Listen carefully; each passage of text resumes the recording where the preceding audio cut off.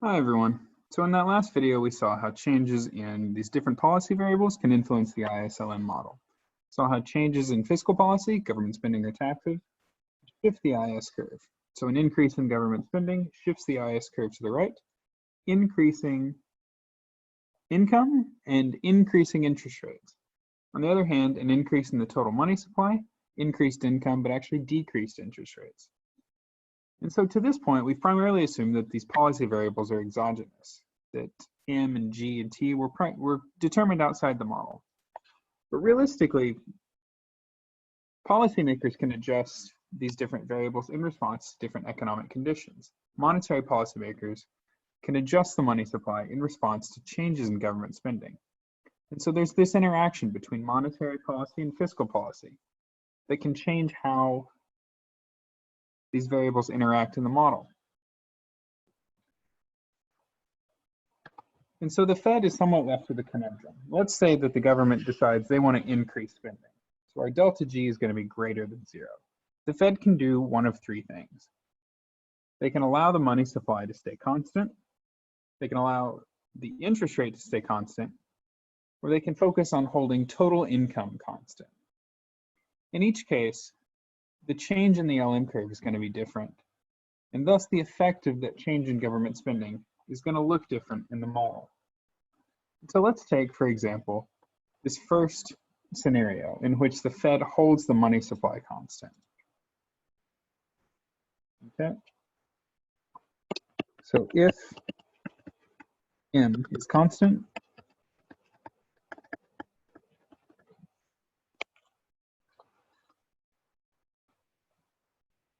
we start with the same framework.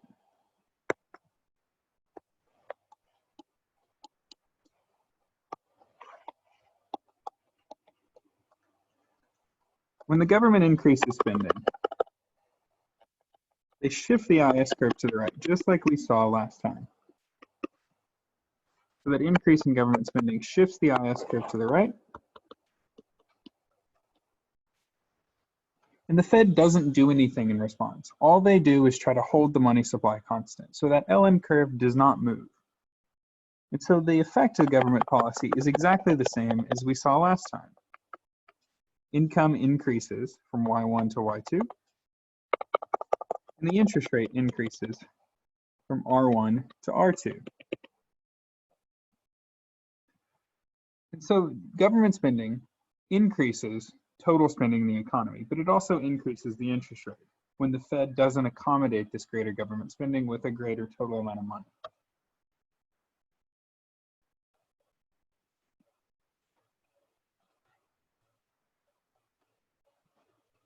And so by holding the money supply constant, they allow income to increase, just like we've seen so far, but they also allow the interest rate to rise. They allow the entire effects of the model to be solely from government spending, because that LM curve stays static, because they don't increase or decrease the money supply in response.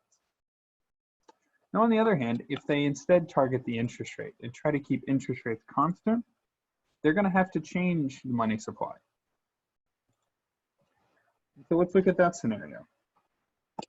If the Fed holds interest rates constant,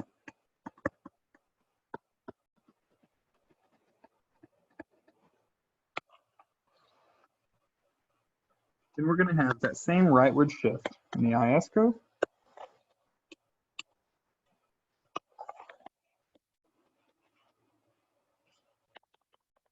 So beginning at Y1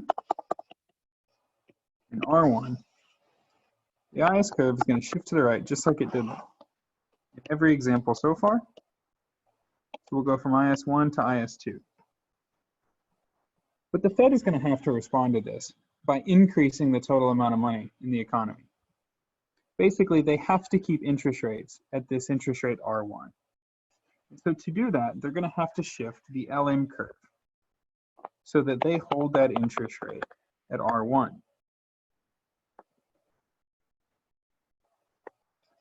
So that LM curve shifts downward from LM1 to LM2.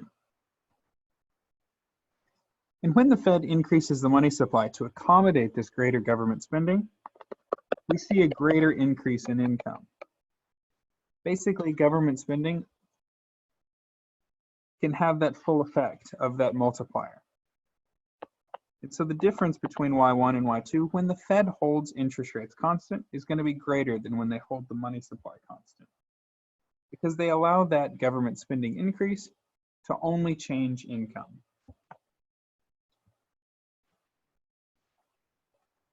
So to keep everything straight, if the Fed's holding R constant, when the government increases spending, that forces the Fed to accommodate that increased spending with more money and shift the LM curve downward and to the right. And when the Fed shifts the LM curve downward and to the right, income still rises, and rises by more than it did in the previous example. Income in this case is going up because government spending is going up, and also because there's more money in the entire economy. So lastly, the Fed could instead try to hold income constant, try to keep everything stuck at Y1. So if the Fed tries to do that,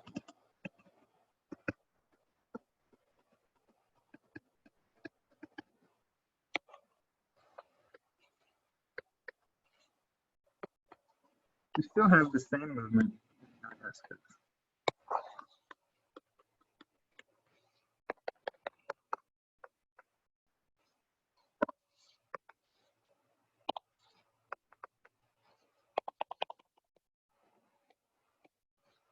So the IS curve is still going to shift to the right from IS1 to IS2. But the Fed now has to keep income constant at Y. So when the government increases total spending, the Fed has to accommodate that by trying to pull back on other kinds of spending. So they have to shift the LM curve upwards to hold total income constant. So we go from LM1 to this higher LM curve, LM2. The Fed reduces the money supply in this case, and they increase interest rates from R1 to R2. And so if the Fed is targeting solely income, interest rates are going to rise really significantly. They're going to rise by more than they did in that first example, where they held money supply constant. And so that increase in government spending doesn't actually influence income at all. The Fed counteracts that increase in government spending by reducing the total amount of money in the economy and increasing interest rates, so that income is held constant and interest rates are allowed to increase.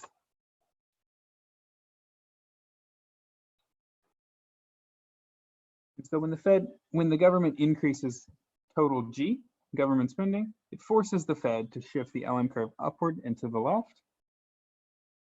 And that allows interest rates to rise, but forces Y to stay constant